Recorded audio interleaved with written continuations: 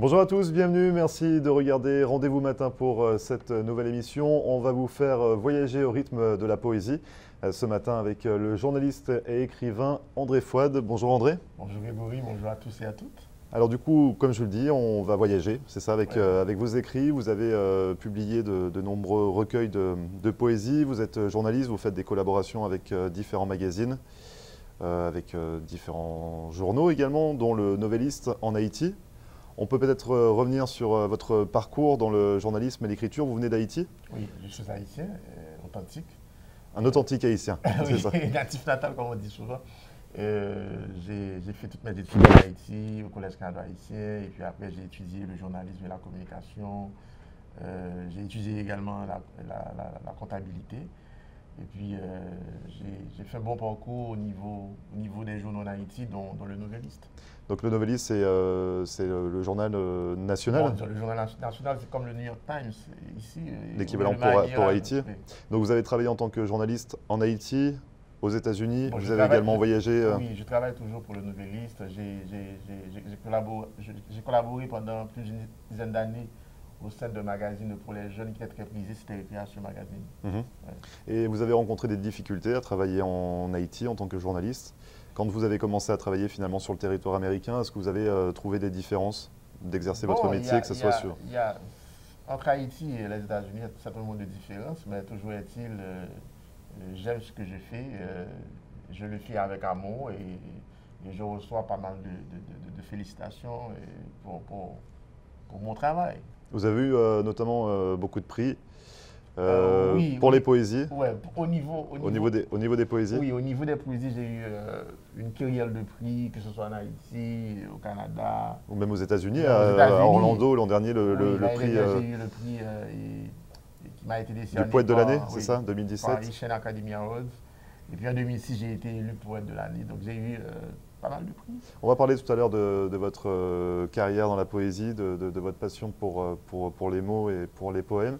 On va s'intéresser plutôt à parler justement de cette passion pour les mots. Qu'est-ce qui vous a incité quand vous étiez tout jeune à vous diriger dans la voie du journalisme et de l'écriture? En fait, j'ai toujours aimé la poésie, j'ai toujours aimé la musique. D'ailleurs, je le dis souvent, si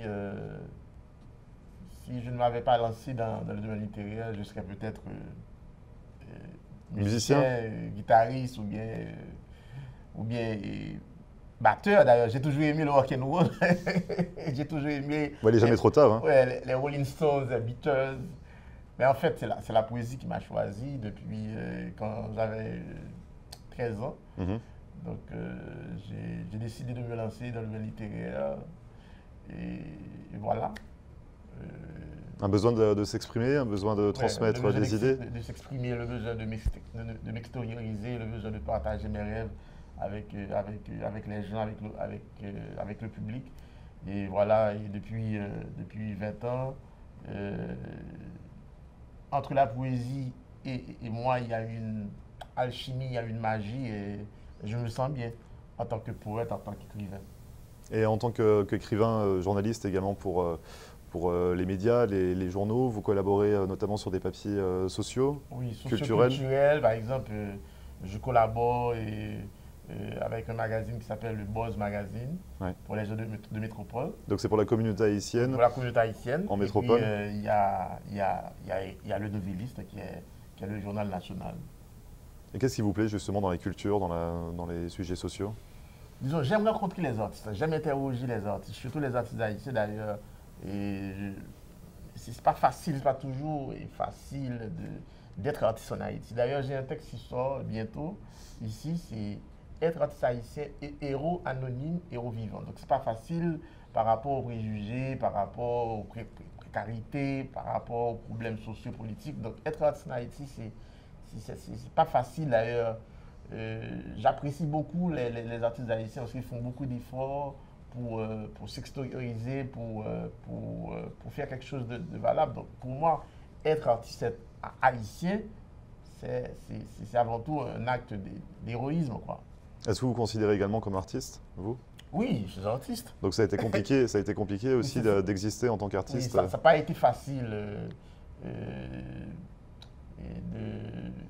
de me lancer dans ce domaine par rapport aux préjugés, mais toujours est-il, grâce à Dieu, grâce à ma famille, Vous avez été accompagné, vous Oui. avez été soutenu? Oui, grâce aux gens qui m'aiment et qui m'aiment encore, j'ai fini par faire ma route, ma petite route dans ce secteur-là. Parce que quand vous parlez de préjugés, on peut estimer que ce n'est pas un métier, que ce n'est pas stable, Oui, c'est jusqu'à ça? présent, être artiste en Haïti, ce n'est pas un métier. C'est pas un métier, c'est pas une profession à l'instar de la médecine, du génie civil, du droit. Mais toujours est-il, il y a des artistes que je connais en Haïti qui arrivent à vivre malgré tout de leurs travaux. Donc justement, je connais pas mal, que ce soit des peintres, des musiciens et des sculpteurs. Donc vous les avez rencontrés, Exactement. vous avez réussi à recueillir les témoignages. C'est une vie, oui. Et donc le texte sort prochainement. Oui, très prochainement. Donc ça, c'est inspiré finalement de la vie des autres. Vous avez aussi des textes inspirés de votre propre vie? Oui, par exemple, les textes poétiques. Par exemple, il y a des textes que j'ai écrits, ça fait déjà plus d'une dizaine d'années, qui sont encore d'actualité. Par exemple, j'ai un texte titré La Harry suspendrie, m'entendez, La Harry cesse de mûrir, et que j'ai écrit, ça fait déjà plus d'une vingtaine d'années en Haïti. Et quand j'y vais là-bas, c'est encore d'actualité par rapport aux problèmes sociaux, politiques, économiques. C'est encore d'actualité. Et donc ça vous permet également de dénoncer une situation ou de mettre des mots sur une situation? Vous, ça vous permet de finalement vider votre sac un peu, comment dire, d'expliquer une situation que vous subissez au quotidien? Je l'ai dit souvent, j'écris à partir de ce que je vois. J'écris à partir de mes observations quotidiennes. Donc, tout ce que j'écris a une certaine réalité là-dedans. Et c'est libérateur pour vous? Exactement. Ça vous permet d'avancer? Ça vous permet Ça me permet de me libérer, d'avancer, de mieux comprendre les gens, de mieux appréhender la réalité. Donc vous écrivez des poèmes, vous le disiez, depuis vos 13 ans? Non, auparavant, je ne disais pas. Mes textes, d'ailleurs, j'étais très timide. Il faut avouer la vérité. J'ai commencé à dire mes textes à 16 ans grâce à un ami qui est pasteur, il s'appelle Oscar Achille, il habite à Orlando. Et c'est lui qui m'a dit, André, écoute, tu veux dire tes textes? Et puis là, j'écris et puis je dis mes textes sur scène. Parce que c'est important justement de ne pas juste écrire, publier et que la personne lise.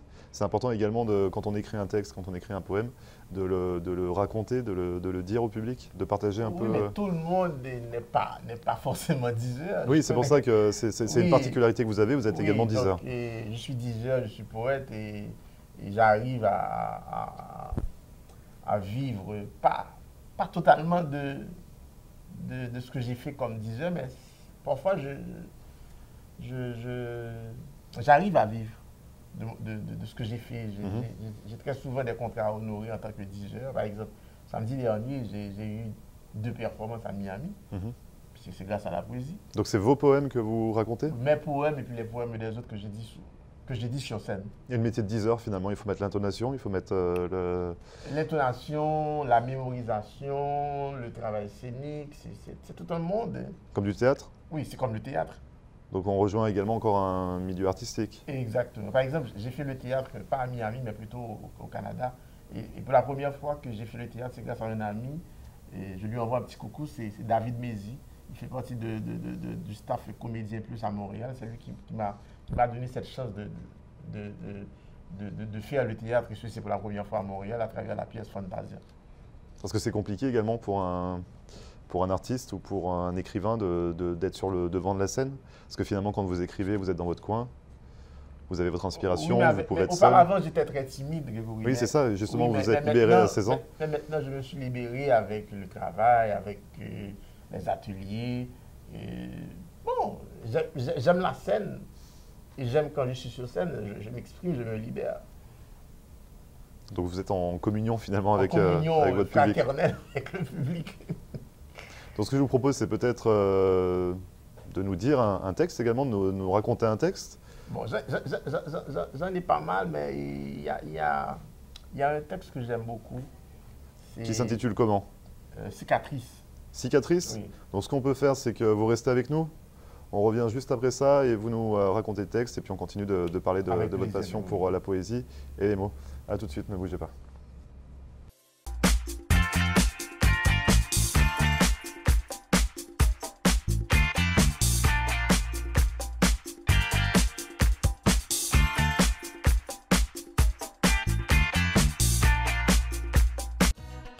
Located at 13720 Southwest 88th Street, it's L'Lambe, Miami. Come see us for the very best in fine Haitian cuisine. Our food is always fresh and authentic. Open Monday through Thursday from 11 a.m. to 9 p.m. Friday and Saturday, 11 a.m. to 9 p.m.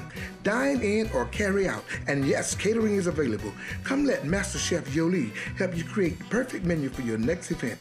Call your order in advance. Call 305-383-0442. That's L'Lambe, Miami. Richard's Motel Family of Lodgings est une entreprise de services qui offre différents types d'hébergements répartis sur 7 complexes dans les régions de Hollywood et Hallandale Beach. Richard's Motel Family of Lodgings est une solution d'hébergement économique et propre, avec un service comparable à celui des grands hôtels. En affaires et en croissance depuis 25 ans, l'entreprise propose un minimum de 144 unités, en des complexes avec chambres standards ou appartements d'une ou deux chambres à coucher parallèles. Notre entreprise regroupe différentes unités de motels, hôtels, des studios condos magnifiques, vastes, confortables mais sans le grand luxe et les coûts inhérents aux hôtels de renom, des appartements pour du court, moyen et long terme. Richard's Motel Family of Lodgings. 1-800-742-4431. 1-800-RICHIE-1. Visionnez notre site Internet à richardsmotel.com.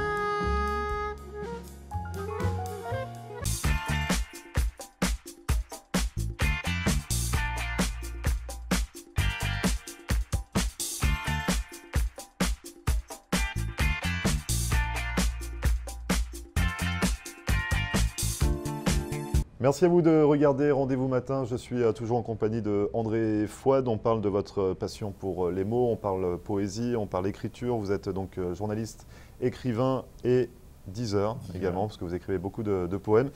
Ce que je vous ai proposé avant la pause, c'est justement de nous en raconter un, ou une partie, comme vous le souhaitez. Vous me parliez de Cicatrice? Oui, je considère Cicatrice comme étant une autobiographie de moi-même. C'est un texte qui est sorti dans une anthologie dirigée par un ami poète qui habite à Paris, c'est James Tourelle. Ça s'appelle Cicatrice. Je suis un poète errant comme un chien et la solitude me colle à la peau comme le soleil du midi.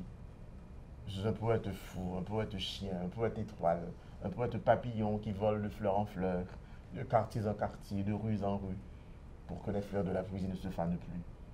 Je suis un poète fou qui dit sa poésie comme un fou pour les fous de Charles Aznavour, les fous de Franck Etienne, les fous de Langui Chat, les fous de Cabrel, les fous de Brassens. Je suis un poète fou qui dit sa poésie comme un fou pour les clochards, les faux dévots, les mal aimés. Je suis un poète fou qui dit sa poésie comme un fou pour vous qui me regardez, pour vous les mal aimés, pour vous qui m'écoutez. Je suis un poète fou qui dit sa poésie comme un fou pour vous, pour vous, pour vous. Et je ne suis rien. Il faut être fou pour être poète? Parfois, il faut se laisser aller, il faut se laisser aller pour trouver les mots justes quand on décide de faire un poème. Ce que vous exprimez quoi finalement dans ce poème Cicatrice? C'est un besoin de partage avec les gens, mais tout en reconnaissant qu'il faut être un peu fou, dérangé ou hors norme pour déréglé même, dérégler? Ouais, pour pouvoir s'extérioriser à travers les mots. D'ailleurs, ce qui fait la différence entre un poète et l'homme de tous les jours, c'est sortir de l'ordinaire. C'est sortir de l'ordinaire pour trouver les mots, pour trouver le vrai sens des mots. C'est ce qui fait la différence entre un poète et l'homme de tous les jours. Donc, on a toujours quelque chose à dire de façon différente du journaliste, du caméraman, bien du footballeur. Donc c'est ce qui fait toute la différence entre le poète et l'homme de tous les jours. Et est-ce que le journaliste que vous êtes et le poète que vous êtes, ce sont deux personnes différentes ou vous arrivez à manier les mêmes mots? Non, c'est deux personnes différentes. Par exemple, quand tu écris un texte pour un journal, et même si par exemple tu mets ton talent de poète, mais tu dois exprimer la réalité telle qu'elle est. Mais par contre, quand tu es poète, tu dois sortir de l'ordinaire, tu dois sortir de la réalité pour explorer l'inconnu, l'insaisissable. Donc il faut être un peu fou, dérangé. C'est ce que vous avez dit. Il faut être déréglé. Déréglé, c'est ce qu'on va retenir. Oui. Vous aimez également beaucoup voyager. Donc là, on l'a entendu pour le texte Cicatrice, c'est votre ressenti, une autobiographie, c'est ce que vous dites. Oui. Vous aimez également, vous vous inspirez beaucoup de vos voyages, vous aimez aller à la rencontre d'autres personnes, d'autres cultures. Vous avez beaucoup voyagé? Oui, j'ai beaucoup voyagé, que ce soit au Canada, en Guyane, en Martinique, Guadeloupe, les îles Seychelles, la Belgique.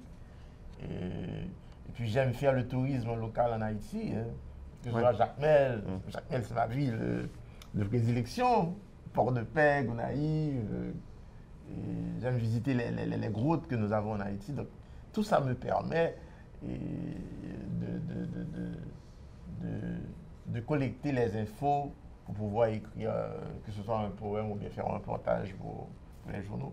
Il y a un projet justement qui est en cours par rapport au voyage.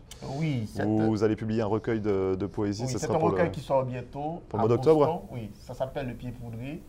Et Le Pied Poudré, donc c'est un lien avec le voyage, c'est ça? Oui, avec les voyages, les marches que j'effectue tous les matins. Donc c'est du créole, c'est ça qu'on... C'est un texte en créole et en anglais. Ça va être publié dans une édition qui s'appelle GEPCA et qui est dirigée par deux amis poètes. C'est Roosevelt et Fred Edson Lafortune. Donc le recueil sort d'ici le mois d'octobre à Boston. Et Pied Poudré qui signifie nomade.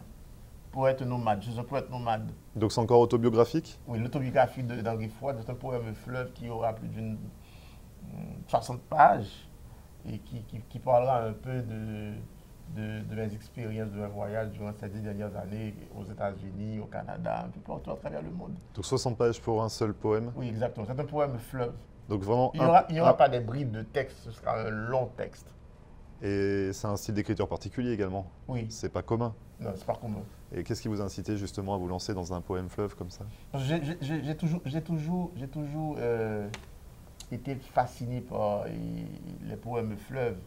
Et d'ailleurs, je me suis dit, si je vais écrire un nouveau recueil, il faut que ce soit différent des autres. Alors j'ai décidé d'écrire ce texte qui s'appelle Le Pied Poudré, et qui sort bientôt à GEPCA édition à Boston. Et comment on arrive à tenir finalement le texte sur 60 pages? Comment on arrive à tenir un poème sur 60 pages? Parce que dans les romans, c'est segmenté par des chapitres, par des paragraphes. Comment un poème, on arrive quand même à garder un petit peu le lecteur en haleine pendant 60 pages? Il y a une technique à adopter ou... Bon, écoute, je disais tantôt que j'aime la musique. D'ailleurs, il y a un refrain qui accompagne tout le texte. Du début à la fin. C'est un refrain qui dit ceci. Je suis un poète Yorumba, et je suis un poète mandingue, je suis un poète Congo. Donc ça m'a beaucoup aidé à accompagner le texte jusqu'à la fin. C'est-à-dire à quel niveau? C'est comme un fil conducteur. Ouais. Oui. Et donc dans ce texte, on en apprend plus sur vous? Oui. Vous vous livrez? Oui. Donc pour quelqu'un de timide, finalement, vous êtes réussi à passer de l'autre côté, là?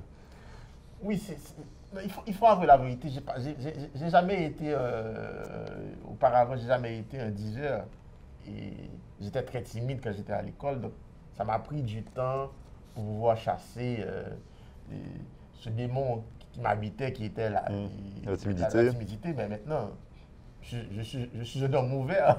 Maintenant, c'est fini, vous êtes sur le devant de la scène. Non, c'est fini. Donc, le fait de partager, de voyager, de rencontrer d'autres cultures, d'autres personnes, donc ça m'a beaucoup aidé à chasser la timidité. Vous avez eu également beaucoup de prix. Oui. Donc, on le disait tout à l'heure, il y a eu un prix l'an dernier pour la Haitian Academy Awards à Orlando, le poète de l'année 2017. Le poète de l'année 2006. Et à Miami, et puis en 2017, j'ai reçu le deuxième prix Dominique Batraville à Jacmel pour mon recueil qui s'appelle Le souffle de Vanjou, du moins ce souffle de l'eau.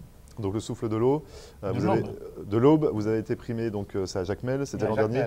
L'année dernière. Donc vous avez énormément de prix quand même pour un poète. Bon, je remercie le Très-Haut qui m'a permis d'avoir l'inspiration, la santé, et donc honneur et gloire à Dieu. Mais ce qu'on disait tout à l'heure, c'est que c'est difficile d'être artiste en Haïti. Oui, c'est pas Que facile. c'est pas reconnu finalement, enfin, il y a des préjugés autour de Il y a des ce métier. préjugés, et puis jusqu'à présent, bon, je ne dirais pas la totalité de mes compatriotes, mais une bonne partie de la population ne consomme pas ce qui est haïtien. Et c'est là tout le problème. Et dans le domaine artistique, on ne consomme pas les livres véritablement. C'est une partie de la population qui consomme la musique ou bien le livre. Donc c'est tout un combat à mener pour sensibiliser les gens autour des choses culturelles. Mais par rapport à ces prix justement que vous avez eus, ça montre également que ça peut être un métier, que vous êtes reconnu dans... vous avez été reconnu aux États-Unis par rapport au prix de Miami, au prix d'Orlando, vous avez été reconnu également en Haïti par rapport au prix de Jacmel. Donc ça peut également prouver à un certain niveau que le métier d'artiste, il y a de l'engouement derrière et que ça peut être un véritable métier. Définitivement, et comme je l'ai dit tantôt, c'est tout un travail d'éducation à mener pour pouvoir sensibiliser les gens concernant les métiers d'artistes, que ce soit un poète, un sculpteur, un danseur. Pour moi, c'est une profession tout comme les autres. Donc ça vous incite justement, voilà, c'est encore une plus grande fierté, puis ça vous pousse. Exactement. C'est pour moi un catalyseur, le fait de remporter tous ces prix-là. Ça va permettre aux gens d'avoir une autre idée de ce que c'est un artiste. Il y a également en 2016 l'anthologie de la poésie haïtienne qui s'est servie de vos textes. Oui, et c'est une anthologie qui est sortie à Paris aux éditions Seuil. Et c'était pour moi une reconnaissance, le fait d'avoir eu mes textes dans cette anthologie-là, oui, qui était dirigée par un ami, James Noël. D'ailleurs, il y a eu le journal Express qui avait repris 2 ou 3, qui avait repris des extraits de l'un de mes textes dans la revue Express. Donc pareil, c'est un moment, qu'est-ce qu'on ressent à ce moment-là quand les textes sont repris comme ça dans des recueils qui sont quand même assez importants, dans des grandes maisons d'édition? C'est un signe de reconnaissance et comme tu l'as dit tantôt, c'est un catalyseur, ça te donne plus d'ailes à voler, ça te donne plus d'envie à écrire, à travailler. Ou même il y a d'autres personnes que vous ne connaissez pas qui reprennent vos poèmes? Oui, par exemple, il y a une comédienne dont j'ignore le nom qui a repris... Qu'on retrouve sur Google d'ailleurs? Oui. Sur YouTube, quand on peut taper votre nom, il y a Cicatrice qui apparaît dans les premières vidéos. Et donc c'est une comédienne qui a repris votre... J'étais réellement flatté le fait de l'entendre dire Cicatrice. Je ne le savais pas. Donc vous ne connaissez pas cette personne? Non, je ne la connais pas. Et vous n'avez jamais échangé avec elle finalement? Non. Donc vos textes sont repris, arrivent à faire le tour du monde quand même? Oui, Cicatrice, il y a Cicatrice, il y a un autre texte qu'elle a dit, c'est Tourbillon. Donc j'étais réellement flatté. Donc là, votre prochain projet, c'est Pieds Poudrés. Pieds Poudrés qui sort en octobre, au mois d'octobre. On pourra se le procurer où? D'abord à Boston, ensuite à Miami, ensuite Haïti. Et puis ça sera disponible sur une plateforme comme Amazon? Amazon. Donc Pieds Poudrés. Pieds Poudrés, ça sort officiellement. À partir du mois d'octobre. Il y a une date ou c'est pas encore... Ce sera pour le 6 octobre. Tu as cette information en primeur. Bon, très bien. Donc c'est noté, le 6 octobre. Ça sort officiellement le 6 octobre à Boston. C'est Pieds Poudrés d'Henri Fouad aux éditions Gipka. Alors encore beaucoup de collaborations avec le Noveliste, avec le magazine... Buzz Magazine de Radio Métropole et puis Boyo Magazine, basé à Paris. Basé à Paris également. Est-ce qu'au niveau de la poésie, vous avez déjà l'inspiration pour la suite? Après ce recueil de... Il y a un projet qui me tente, Grégory, c'est un projet de chanson. Mais ce n'est pas moi qui vais chanter, c'est plutôt un chanteur haïtien. Donc écrire des chansons? Oui. Composer? Non, c'est déjà fait. C'est une dizaine de chansons qui seront chantées par... une dizaine de textes alors qui seront chantés par un troubadour, un chanteur troubadour haïtien qui s'appelle Rudy Saint-Louis. Donc c'est le prochain projet d'Henri Fouad. Et c'est déjà écrit, c'est-à-dire que vous avez déjà écrit des... Textes. Oui, il y aura 5 textes en français et puis 5 textes en créole. Donc ça c'est le prochain projet d'Henri Fouad. Qui sort peut-être l'année prochaine, je ne sais pas. Je ne suis pas trop précis. Et pour terminer, vous pouvez nous expliquer la signification de « Je lève mon verre à... » Bon, je lève mon verre à la santé d'Haïti TV. Parce que normalement, c'est « Je lève mon verre à la santé de la poésie ». Oui, je lève mon verre à la santé de la poésie. C'est une façon pour moi de saluer mon public. Vous êtes connu pour ça aussi? Oui, très connu. C'est comme on dit en anglais, c'est le trademark d'Henri Fouad. Je lève mon verre à la santé d'Haïti TV. Je lève mon verre à la santé de Grégory, je lève mon verre À tout le monde. à la santé de tout le monde. Merci beaucoup en tout cas André d'être venu sur le plateau de Rendez-vous Matin. Je rappelle donc la publication de votre recueil, Le Pied Poudré, ce sera le 6 octobre, Oui, si à j'ai bien retenu. Boston. À Boston, mais Et ça, puis ça après, arrivera à je ferai votre Miami. signature ici, peut-être qui sera coordonnée pour Haïti TV. Pourquoi pas? Pourquoi pas? Il faut qu'on organise tout ça. Dans tous les cas, c'est en octobre, Le Pied Poudré, et puis les publications ensuite Ouais. de musique, de chansons, beaucoup de projets. Bon courage pour la suite. Merci, et puis Et à je très lève mon bientôt. verre à ta santé, Grégory. Merci, À merci beaucoup bientôt. André, à bientôt. Merci à vous d'avoir suivi cette émission, à retrouver comme à chaque fois, vous le savez, en podcast sur notre page YouTube. Pour nous contacter, ça se passe par mail floride.tv@gmail.com. En attendant, on se retrouve demain pour une nouvelle émission dès 9h. Très bonne journée et à demain. Et voilà, nous sommes de retour pour Rendez-vous Matin avec mon invité ce matin, Christophe.